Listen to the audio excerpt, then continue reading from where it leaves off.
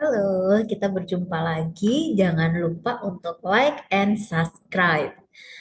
Berbeda dengan video sebelumnya ya guys, video kali ini itu membahas mengenai akuntansi keuangan desa. Biasanya di antara kalian ini masih ada yang bingung nggak sih? Pernah mendengar, oh ternyata di desa itu ada ya sistem akuntansi yang berlaku.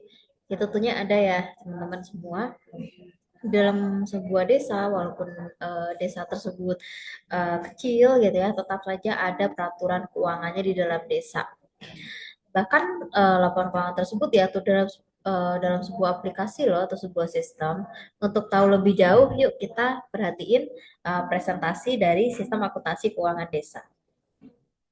Sebelum kita mulai videonya, maka saya akan perkenalan profil saya dulu nih. Jadi, sesuai dengan akun YouTube yang ada di Universitas Negeri Jakarta, di saya juga dari Universitas Negeri Jakarta dan membuat video ini untuk video edukasi. Jadi, untuk pengalaman bekerja sih tentunya di sini lebih ke keuangan ya teman-teman. Jadi, saya bisa menjawab komenan dari teman-teman semua. Di dalam sebuah desa kita menyebut ada sistem yang berlaku adalah Siskedes atau sistem keuangan desa. Sistem keuangan desa ini sudah berlaku dari tahun 2018 dan 2019 dengan jumlah pasal 6 bab 46 pasal dan yang terbaru adalah 8 bab 80 pasal. Ditetapkan yang terakhir yang terbaru sekali itu teman-teman tanggal 11 April 2018 dan diundangkan atau diresmikan pada 8 Mei 2018. Jadi misalnya teman-teman melihat sebuah desa nih kalau lagi jalan-jalan gitu ya, pernah nggak terlintas berpikir bahwa di dalam desa tersebut itu ada pengelolaan keuangan untuk membangun infrastruktur mereka. Dan itulah dia yang dinamakan dengan Siskedes ya. Di dalam Seskedis itu sendiri diatur dalam Permendagri 113 tahun 2024 tentang pengelolaan keuangan desa, di mana ada pendapatan dan belanja yang tercatat. Pendapatannya itu berbeda ya dalam bentuk kas atau swadaya asli desa.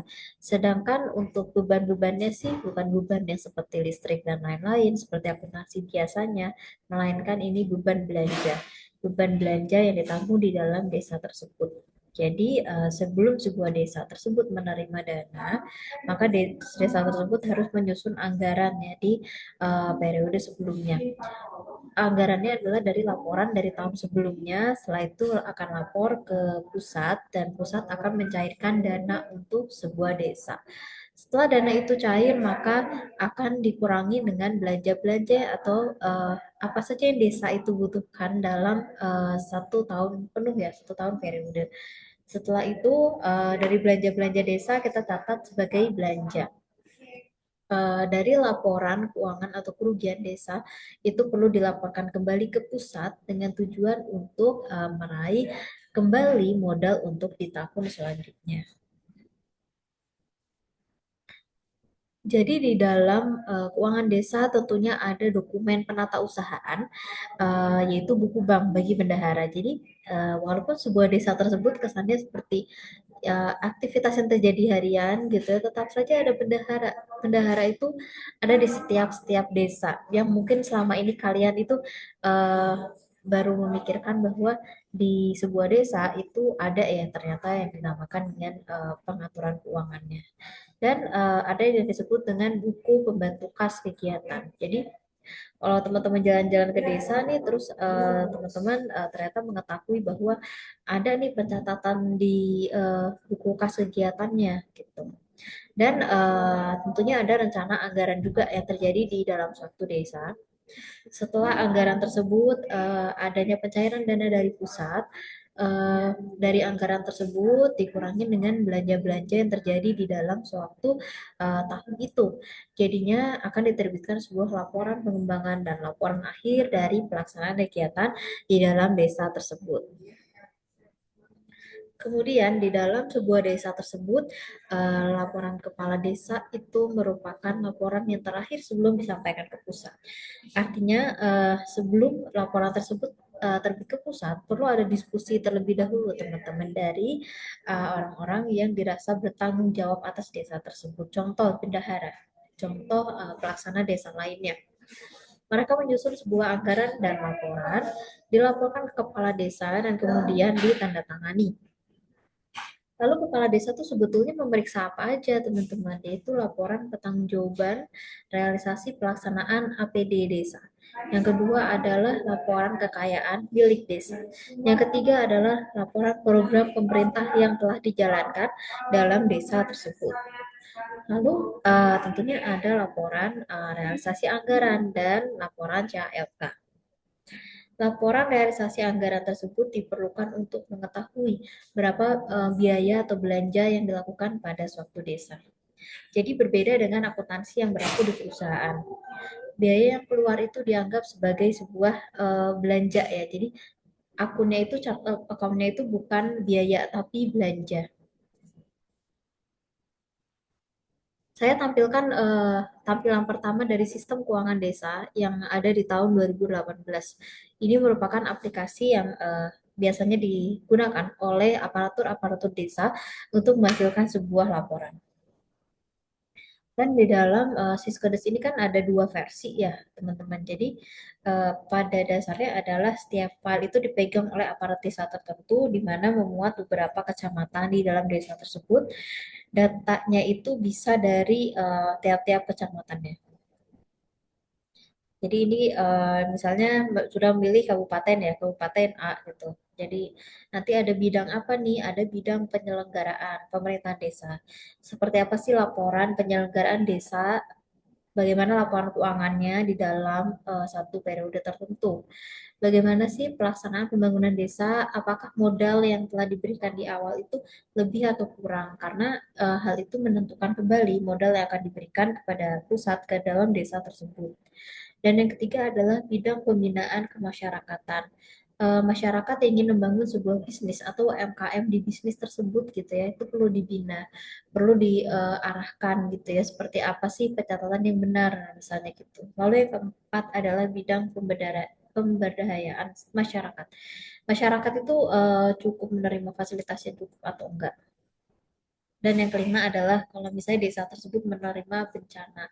Contoh simpelnya adalah seperti ya kalau terjadi gempa bumi gitu, apakah modal yang telah diberikan di awal itu cukup untuk keadaan darurat tersebut. Dan ini adalah contoh tampilan dari aplikasi ketika kita meminta data umum desa. Siapa sekretaris desanya, jabatannya apa gitu ya. Terus siapa yang memimpin desa tersebut, NPWP-nya berapa, dan ada ibu kota desanya.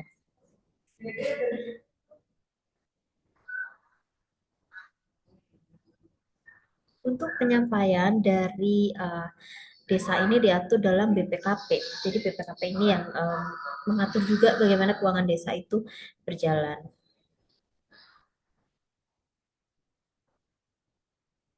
Jadi di dalam desa itu ada fitur yang namanya fitur tambahan ya dalam aplikasi terbarunya, yaitu ada pengisian dari SPP Disfintif. Jadi ini untuk mengisi biaya ya. Misalnya ada pembayaran belanja bahan baku berapa? 22.500.000. Itu perlu diinput ya, tapi sebelum adanya persetujuan mungkin bisa diinput sebagai draft dulu. Tapi ketika memang sudah pasti silahkan cetak dengan final. Karena ketika sudah final itu tidak bisa dikembalikan lagi. Fitur tambahan ini tentunya mempermudah ya para bendahara desa untuk mencatat penerimaan dan biayanya setiap tahun. Ya, penerimaan dan belanjanya dalam setiap tahun. Dan di sini untuk melihat tipologi desa ya, di dalam desa itu banyak sekali usaha yang bisa terbentuk. Dari persawahan sampai pariwisata. Kadang-kadang untuk misalnya ke wisata Merapi gitu ya, itu kan masuk wisata desa ya, desa yang kita tuh harus memasuki desa apa dulu gitu sampai ke tempat wisatanya Merapi. Itu juga ada data umum desa ya, misalnya tiket untuk masuk ke sananya itu berapa gitu. Itu kan masuknya ke daerah pariwisata ya, atau enggak misalnya desanya itu dekat laut.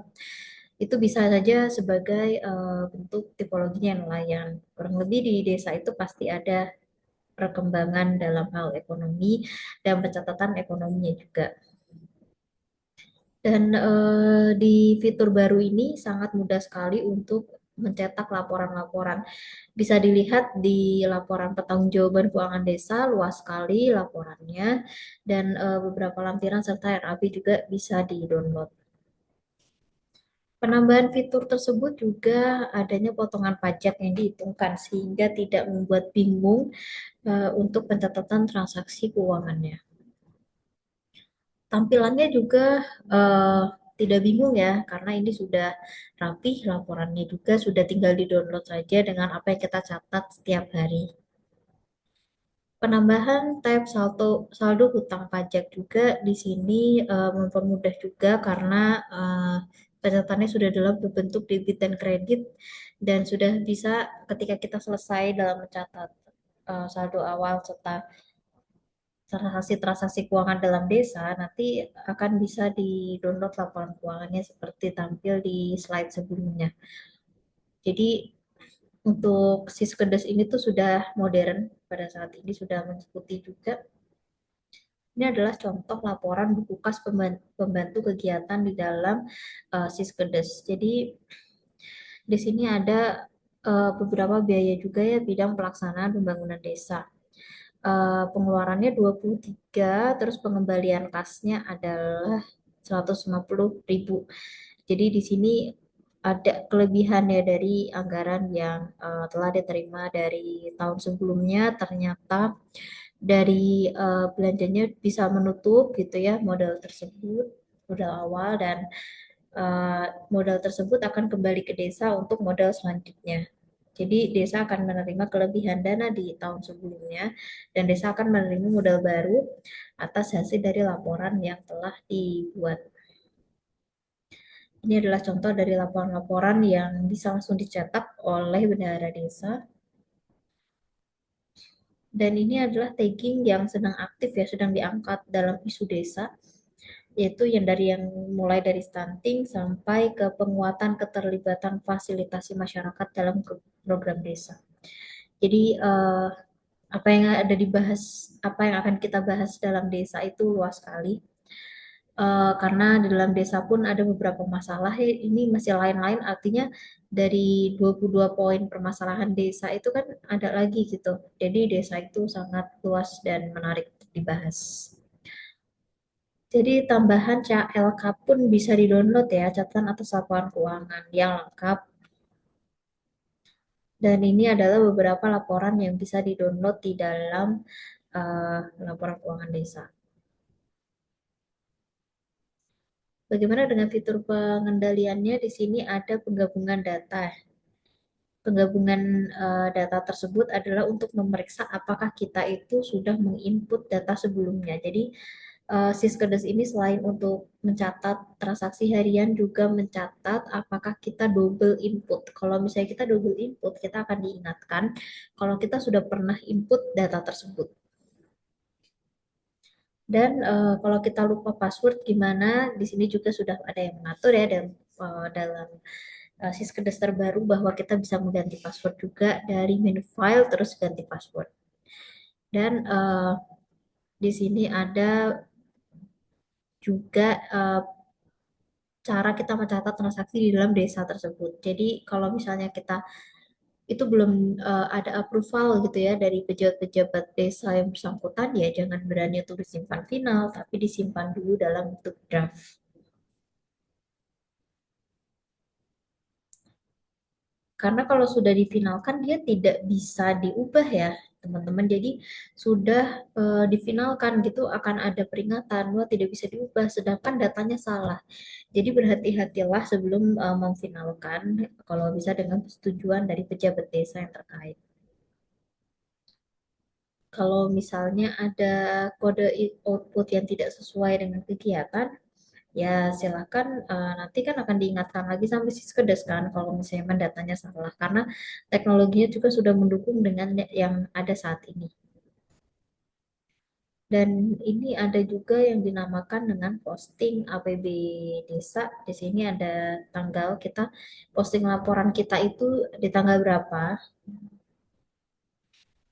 dan kita menyetor pajak di tanggal berapa. Kas kas desanya cukup nggak buat nyetor pajak? gitu. Nanti akan ada laporannya dan peringatannya dari Siskedes.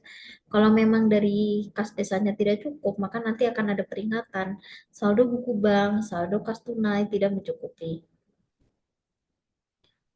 Dari hapus tagging kegiatan pun ada sekarang sudah misalnya ada yang perlu dihapus gitu ya dari transaksi yang sudah diinput itu mudah asalkan belum diinput sebagai final. Dan eh, kode kegiatannya dalam desa itu kan sebetulnya sudah diatur ya. Misalnya jenis 5 tuh apa aja, penghasilan tetap kepala desa. Objeknya apa itu sudah ditentukan. Jadi kalau misalnya mau menambah tagging lagi ya eh, rata-rata sih sudah tidak bisa ya karena nama objeknya itu sudah sangat luas, nama kegiatannya juga luas. Dalam perbaikan aplikasi saat ini sudah ada juga dari asal desa mana, tanggal berapa gitu. Koordinasi keuangannya siapa, itu sudah ditampilkan dalam laporan buku pembantu pendapatan.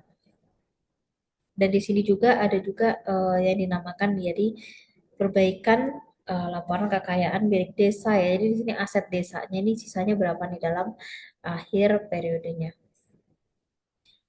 Laporan monitoring dalam pemerintah daerah ada. Ini untuk pemeriksaan ya. Jadi desa itu laporannya pun harus diperiksa. Dan ini adalah contoh dari bentuk laporan keuangan-keuangan yang ada di desa.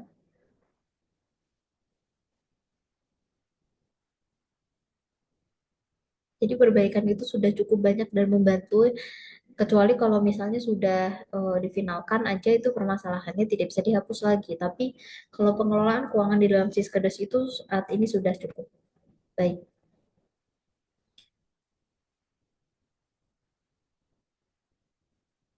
Ini masih contoh dalam hal perbaikan fitur ya. Perbaikan fitur kalau misalnya ada di antara penonton YouTube ini yang pernah berkecimpung gitu ya dengan Siskedes gitu, kalian merasakan perubahannya apa dalam aplikasi terbaru. Oke, untuk presentasi dari Siskedes itu saya saya cukupkan di video YouTube ini. Kalau misalnya ada yang mau bertanya, silahkan like and comment ya. Tapi jangan lupa nge-like sama subscribe. Tapi silahkan komen di bawah kalau misalnya ada yang mau ditanya. Terima kasih. Bye-bye.